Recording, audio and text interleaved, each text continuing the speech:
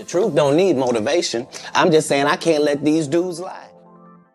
Recent reports suggest that the film adaptation of Alice Walker's The Color Purple, directed by Oprah Winfrey, has not been as successful as anticipated. Many are attributing this underperformance to Taraji P. Henson, arguing that the negative press surrounding black female actress pay inequities overshadowed the film's artistic merits and the talent of its cast, which includes notable actors besides Henson. You achieved something really incredible. It's almost like the industry looks at it as a fluke. Like, oh, that was like some one-time thing. So you fall back to the bottom and you gotta negotiate and fight tooth and nail to get what you made the last time. Where's my raise? I haven't seen a raise in my income since Proud Mary. And almost had to walk away from Color Purple. Yes, ma'am. Who said what? Yes, ma'am. Yes, ma'am. Because you know what? If I don't take a stand, how am I making it easy for Fantasia and Danielle and Hallie and Felicia? Then why am I doing this? Oprah Winfrey's and Taraji P. Henson's strained relationship is under scrutiny, especially considering the negative response to the film's handling of its actors. This includes issues like transportation arrangements for the cast, with Henson advocating for better treatment reflective of her status in the industry, in contrast to Fantasia's preference for simplicity. I would just like to say about this whole Taraji, I heard I was trending yesterday because people are saying that I was not supporting Taraji. Taraji will tell you herself that I've been the greatest champion of this film, championing not only the behind-the-scenes production, but also everything that everybody needed. So whenever I heard that there was something that people needed, I'm not in charge of the budget because that's Warner Brothers. You know, that's the way the studio system works. And we as producers, everybody gets their salary. That's negotiated by your team. And so whenever I heard there was an issue or there was a problem with the cars or there was a problem with the food, I would step in and do whatever I could to make it right. And I believe that she would even vouch for that and say that it's true. I think she would vouch for that. I can vouch for that because I've seen you and your work and behind the scenes, how you step in and you have put your own money up. I'm all for everybody being the greatest and rising to meet the rising of their own life. And so, I mean, all this stuff about there was something online about us being separated at the top of the Empire State Building. On that particular day, we were so cold.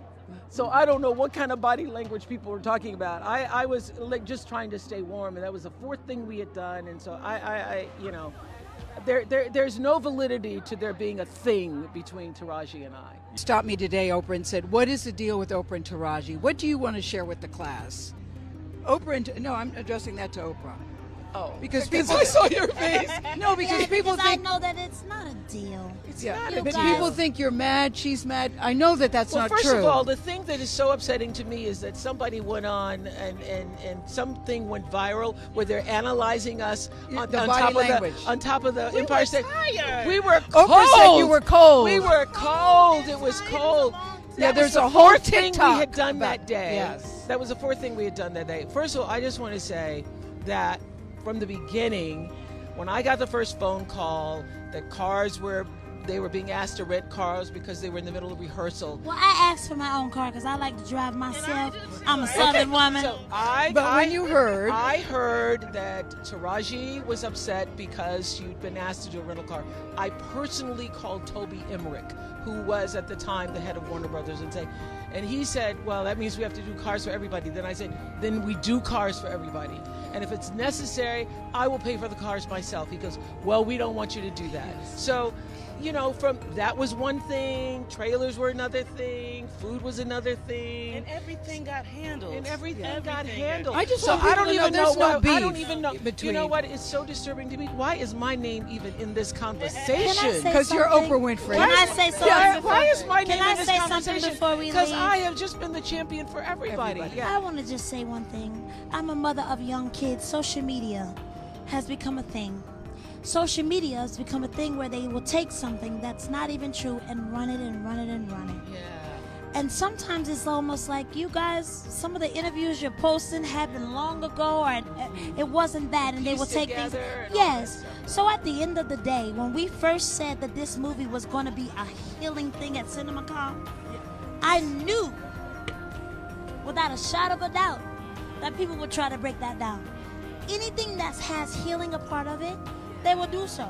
So we have to overlook all of that other stuff and keep shining bright, because this movie, The Color Purple, is healing the land. Yes. Baby. So no matter what, I just want to say, Yes. it's nonsense. There is But, no thing. but there isn't anything, because what I know is you've been. Additionally, the film's budget and box office performance are disappointing. With a substantial production budget of around $100 million, the expectations for the film's success were high. However, the domestic gross of approximately $54.85 million falls short of not only the production costs, but also the break-even point estimated to be around $200 million, considering additional expenses like marketing and distribution. Taraji P. Henson's absence from the Golden Globes, despite being a major actress in the film, has fueled speculation about her relationship with Oprah Winfrey. Henson has recently spoken to the New York Times about her experiences and the broader issue of pay inequity for Black actresses in Hollywood. I'm just tired of working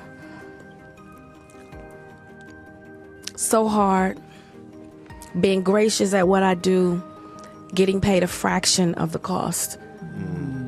I'm tired of hearing my sisters say the same thing over and over. You get tired.